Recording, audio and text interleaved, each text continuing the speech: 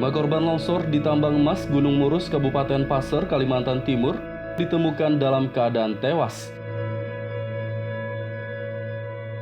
Jenazah dievakuasi tim gabungan BPBD Tabalong, Hulu Sungai Tengah, Pasir, Kalimantan Timur, dan Basarnas Kalsel serta TNI Polri Minggu sore.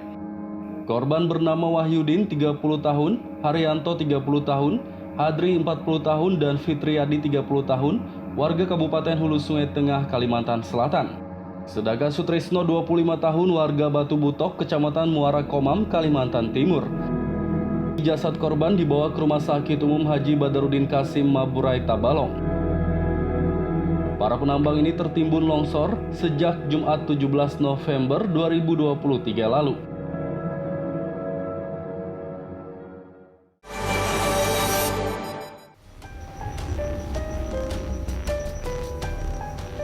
Bejat dan biadab, kata inilah yang cocok untuk pemuda berinisial MA 23 tahun dan S 18 tahun, warga Bakumpai, Kabupaten Batola.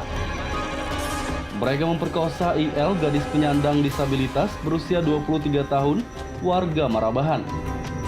Polisi Polsek Bakumpai telah menangkap keduanya dan menyita sejumlah barang bukti Senin sore. Peristiwa memilukan ini berawal saat korban IL bersama temannya AMZ naik kapal feri ke desa Murung Raya. Tiba di desa tersebut, keduanya dihampiri tersangka S, kemudian IL ditarik paksa ke sebuah bangunan sekolah, sedangkan AMZ disuruh pergi. Kapolsek Ibtu Ananda Mustika Adia Selasa siang menjelaskan, antara kedua tersangka dengan korban tidak memiliki hubungan apa-apa dan tidak saling mengenal. Menurutnya saat melakukan perbuatan bejat itu, salah satu tersangka sedang mabuk miras oplosan dan satunya mabuk lem.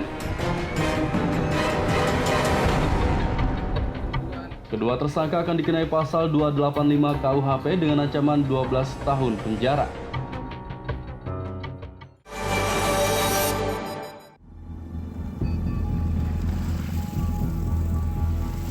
Perbaikan jalan sepanjang 4 km dari Desa Tarjun menuju Serongga, Kecamatan Kelumpang Hilir, Kabupaten Kota Baru gagal. Proyek dengan anggaran 19 miliar rupiah ini seharusnya mulai dikerjakan sejak beberapa bulan lalu dan ditargetkan rampung Desember mendatang. Namun hingga kini pelaksana proyek PT Andromeda Putra Nusantara tidak juga mengerjakannya. Kepala Dinas PUPR, Suprapti Tri Astuti mengatakan pihaknya sudah memutus kontrak dengan perusahaan tersebut. Pasalnya surat peringatan yang dilayangkan sebanyak 3 kali tak kunjung ditanggapi. Proyek perbaikan Jalan Tarjun Serongga akan dilelang ulang tahun 2024 mendatang.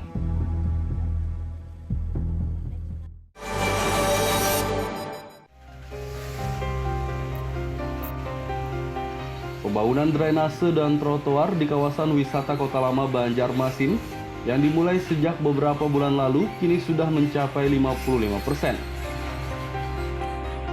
Kepala Dinas PUPR, Suri Sudarmadiah menjelaskan, pembangunan sudah memasuki tahap penyelesaian untuk 2 jalur di kawasan utama. Sedangkan di kawasan luar Kota Lama yang terhubung dengan Sungai Martapura masih dalam proses penggalian. Pembangunan drainase dan trotoar yang menelan anggaran 7 miliar rupiah ini ditargetkan rampung pertengahan Desember 2023 mendatang.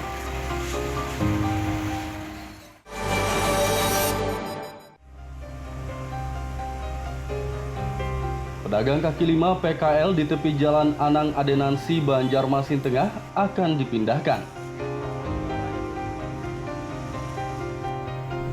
Mereka dipindah ke samping ruang terbuka hijau RTH Taman Kamboja yang berjarak tak jauh dari lokasi ini.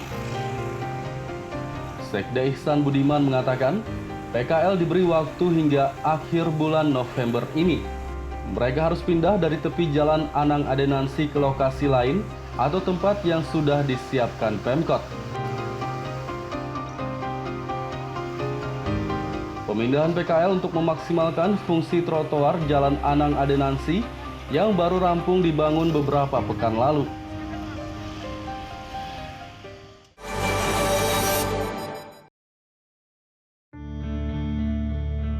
Dinas Pemberdayaan Perempuan, Perlindungan Anak, Pengendalian Penduduk, dan Keluarga Berencana DP3AP 2KB Tabalong menggelar evaluasi penanganan stunting 2023. Kegiatan berlangsung di Kecamatan Tanjung Selasa pagi, diikuti camat dan Kepala Puskesmas se-Kabupaten Tabalong.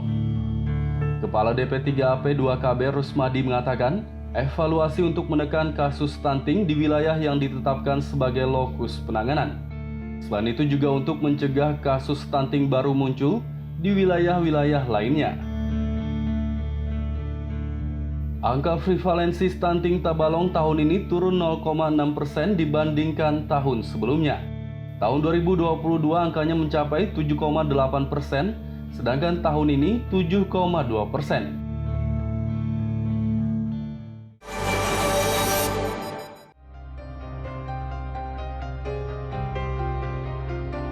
Tahun 2024 mendatang, tunjangan Ketua Rukun Tetangga RT di Kabupaten Tabalong naik.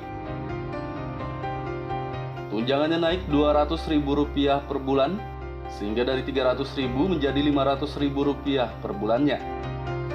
Kepala Dinas Pemberdayaan Masyarakat dan Desa Erwan Mardani mengatakan, jumlah ketua RT di Tabalong sekitar 920 orang. Menurutnya kenaikan tunjangan ini sangat wajar, mengingat ketua RT bekerja selama 24 jam dalam melayani warga.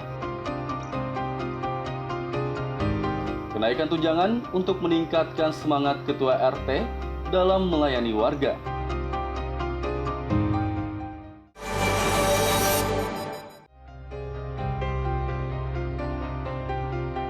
Partisipasi pemilih di Kabupaten Tabalong ditargetkan meningkat pada pemilihan umum pemilu 2024 mendatang.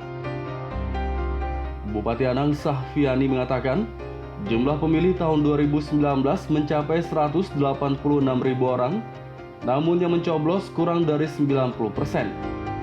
Ia meminta seluruh ketua RT berperan aktif menyosialisasi warga untuk meningkatkan kesadaran tentang pentingnya menggunakan hak pilih.